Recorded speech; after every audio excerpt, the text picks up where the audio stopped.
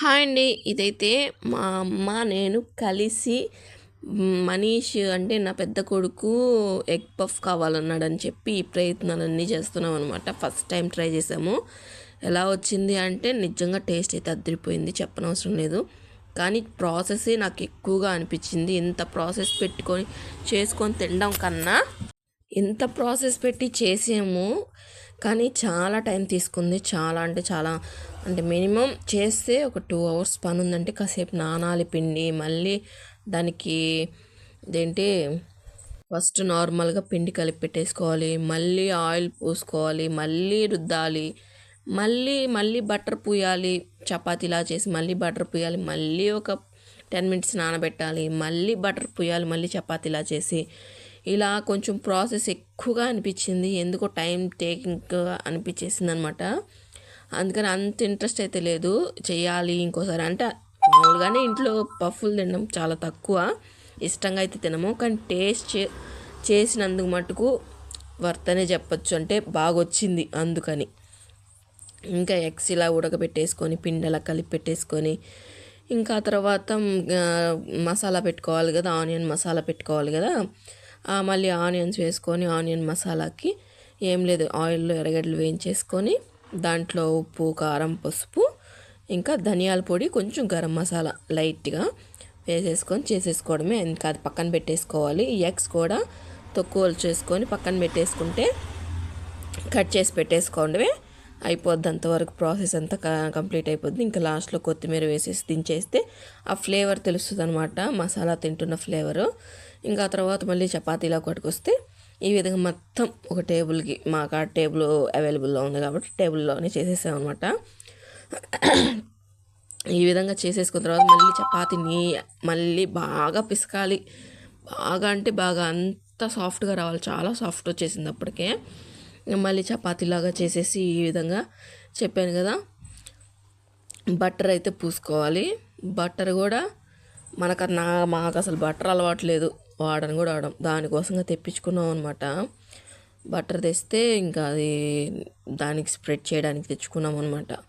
మామూలుగా అయితే డాల్డా కూడా పూస్తారు, మనకి డాల్డా అంత మంచిది కాదు కాబట్టి బటర్ అయితే తెప్పించుకున్నాము. ఇలా మళ్ళీ స్ప్రెడ్ చేసేసి అంతా బటర్ అంతా పూసేసిన తర్వాత మళ్ళీ అదంతా మడత పెట్టేసుకోవాలి. మడత పెట్టేసిన తర్వాత మళ్ళీ కూడా ఒక 10 మినిట్స్ పక్కన పెట్టేసేయాలి. పక్కన పెట్టేసిన తర్వాత ఈ విధంగా అయితే రెడీ అయిపోద్ది అనమాట. రెడీ అయిపోయిన తర్వాత మళ్ళీ 10 నిమిషాలు పక్కన పెట్టేసి మళ్ళీ తర్వాత మళ్ళీ పెట్టేసి మళ్ళీ చపాతీలాగా అయితే చేసేయాలి దాన్ని. మళ్ళీ దానిపైన కూడా బటర్ అయితే పుయ్యాలి. బటర్ బాగా స్ప్రెడ్ చేసేసుకోవాలి. చాలా అంటే చాలా సాఫ్ట్గా వస్తుంది అనమాట, బేకరీ స్టైల్ అనమాట ఇది. బేకరీలో అయితే వాళ్ళు ఇంకా డాల్డాలు పూస్తారు, డాల్డా అని ఇంకా రకరకాలుగా వేస్తారు. పిండి కలుపుకునేటప్పుడు మటుకు పిండి, సోడా, ఉప్పు, బేకింగ్ పౌడర్ కొంచెం వేసేసుకొని కొంచెం ఆయిల్ 2 స్పూన్స్ వేసుకొని, మేము ఇక్కడ 1/2 కిలో పిండితే తీసుకున్నాము. పిండి కలిపేటప్పుడు మామూలు ప్రాసెస్ చపాతీకి ఎట్లాగైతే కలుపుతామో దాంట్లో 1 స్పూన్ షుగర్ యాడ్ చేస్తాము, కొంచెం బేకింగ్ పౌడర్ యాడ్ చేస్తాము అంతే.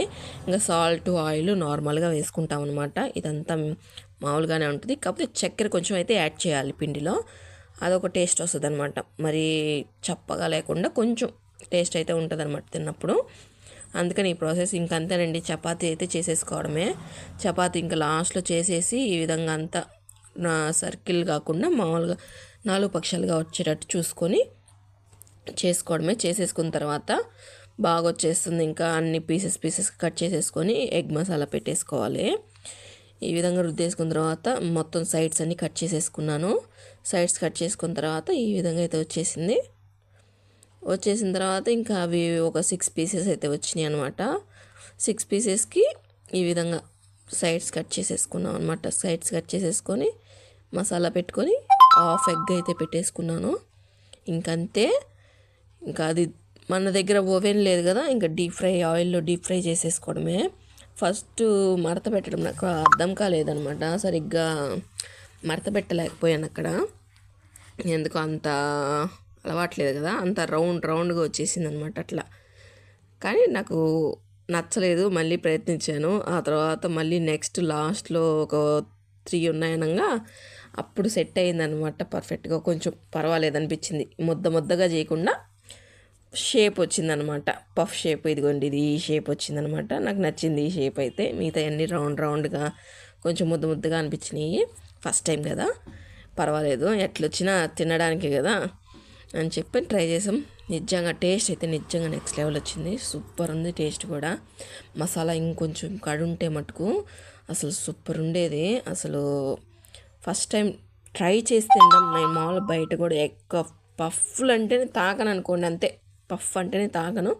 ఎగ్ పఫ్ కాబట్టి ఇంకా నేను చేశాను కాబట్టి టేస్ట్ చేయాలి కాబట్టి చేశాను. నిజంగా అసలు సూపర్ వచ్చింది టేస్ట్ అయితే. ట్రై చేయాల్సిందే, కానీ ఇంత ప్రాసెస్ పెట్టుకొని ట్రై చేయాల్సిన అవసరం లేదు. బయట డబ్బులు ఇచ్చి కొనుక్కొని తినడం మేలు అంతే. కాకపోతే బయట హెల్తీగా ఉండదు, ఇది మనకు బాగుంటుంది. ఇంక ఈ వీడియో నచ్చితే లైక్ చేయండి, ఛానల్ సబ్స్క్రైబ్ చేసుకోండి.